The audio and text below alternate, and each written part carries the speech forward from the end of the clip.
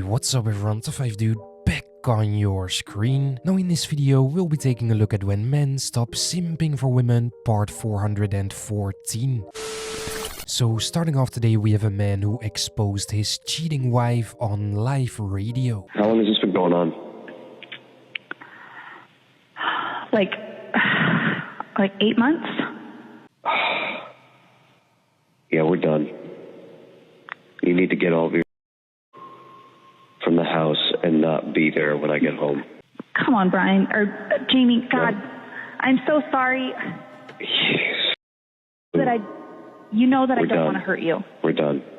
So are you in a sexual relationship with this guy, Brian? I can't believe you did this on the radio. Well, and then you also, you called him the guy's name you're taking to a romantic trip with you. You called your husband Brian. It was just a slip of the tongue. It happens. Will you please just talk to me without the radio? I want you to get all of your and be gone when I get home. The fact that she called him Brian instead of his actual name already says enough. How much should a wedding ring cost? I want my wedding ring to be from Tiffany & Co. So I want it to be like $20,000, $30,000. What about you? To be honest, I don't know. It doesn't matter to me. Like, Okay. What about you? You see, I'm trying to make money when I'm older, so like they gotta match my energy. So like 25.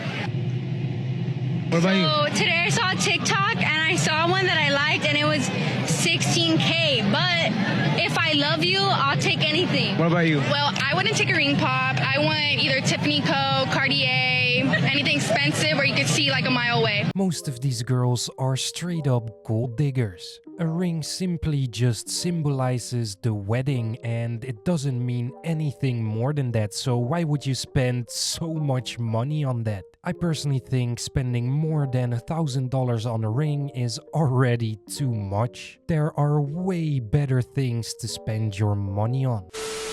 Moving on, we have a Uber driver who had to kick out his passenger after she had a huge meltdown. You want me to take you to an address and you be quiet? You have his number because it's his credit card and tell him! Tell him! I was taking you to a destination since until you start talking. So call my boyfriend, tell him send me another Uber. No, you call him. You call him. You don't have a charger! I'm not taking you. I'm not taking you. Get out of my car. You call him. Tell me, send me. All right, you want to play? I don't care. I don't care. I'm like that. I don't care if you're on the daily news. I don't give a Like that with your boyfriend, not with me. You don't know me. everybody. You do not know me. me and you talking crazy to me. All right, so don't talk to me. Do me a favor, please. Get out of here. Get out of here. What is the worst thing an ex has done to you? Nothing, honestly. My ex has actually been really good to me. What's the worst thing you did to an ex? I cheated because he accused me of cheating, so I decided I was actually gonna go do it. Who did you cheat with? A lot of people. How many people? Never cheated. Maybe 4 or 5. He never found out. I was slick with it. I was slick. Yeah, I got away with that shit. Stop it. Just because your boyfriend accuses you of cheating doesn't mean you actually go out and cheat on him. I understand that it would be very annoying to have to deal with someone who accuses you of cheating, but then again, if someone doesn't trust you, then why should you stay with them? Instead of actually cheating on him, she should have just left.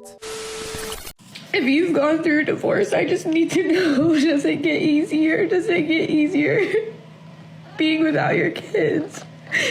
Because all I can do every time is cry. You know, I see these videos and I genuinely feel for the people in them. And I can tell you right now, no, it doesn't get easier. If anything, it gets harder. I know, I've been there. There were many times I dropped my kids back off to their mother and pulled off to the side of the road shortly thereafter to cry my eyes out. It never got easier in the 18-odd years that I had to go through it. I genuinely feel for this young lady, and I'm sorry to tell her, no, it doesn't get any easier. But let's not forget, it's not just the moms that go through this. The dads do every bit as much. So I just left the restaurant after waiting 30 minutes for a date to show up, and apparently I got stood up. I don't know what to say. Like, I'm trying to do everything right to be a gentleman. I brought flowers. I've been consistent talking with this girl for 2 weeks, trying to get to know what she likes, what she doesn't like. I made plans. I picked the restaurant, the day, and the time. I've done everything to be just the kind of guy that would value somebody's time. Like, I'm just looking for my person. I'm just looking for the one that, I guess, is out there for me. I mean, I want to be somebody's husband someday, father.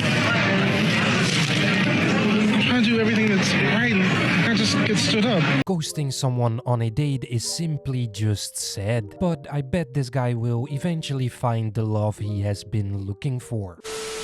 What is wrong with signing a piece of paper and then we're safe? Like if something happens in the future. Why would I go after your money? I'm content with family. I don't care about money. I don't care about cars. Yeah, it's nice to have in life, but I am not with you for that. Then what's the problem with signing a piece of paper? Just sign it and let's just forget about it. Yeah, that piece of paper is like a sword in my heart. It means you don't trust me.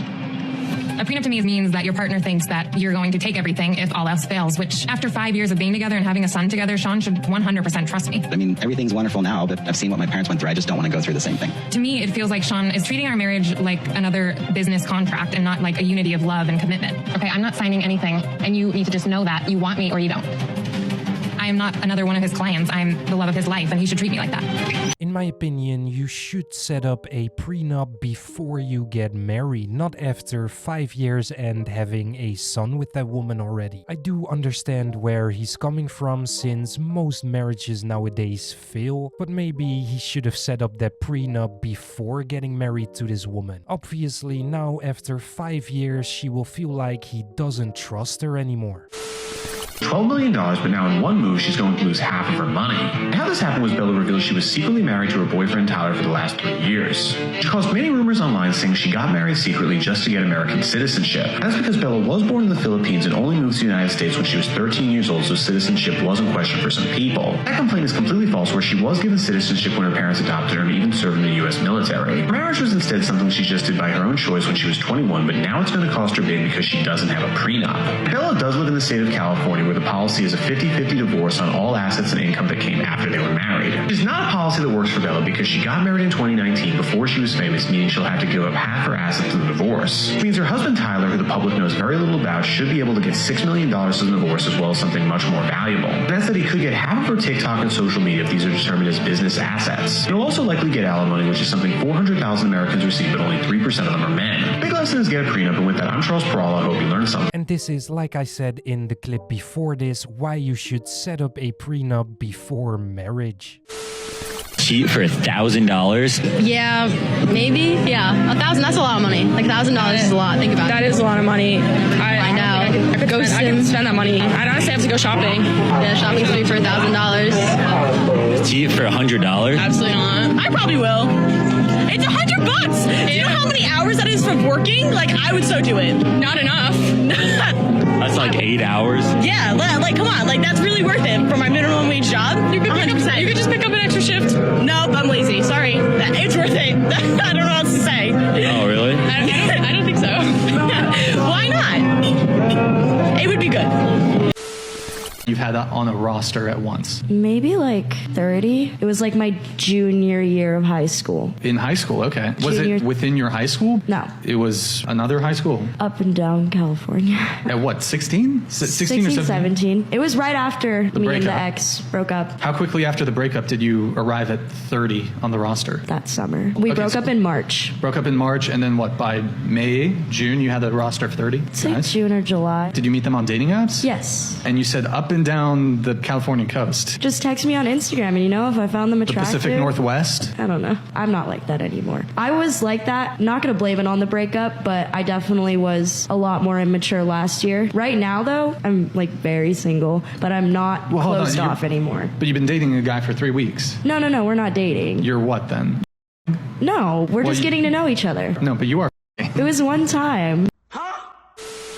Alright, this was it for today's video, guys. If you enjoyed today's video, then make sure you smash that like button like always. I hope to see you all in the next one.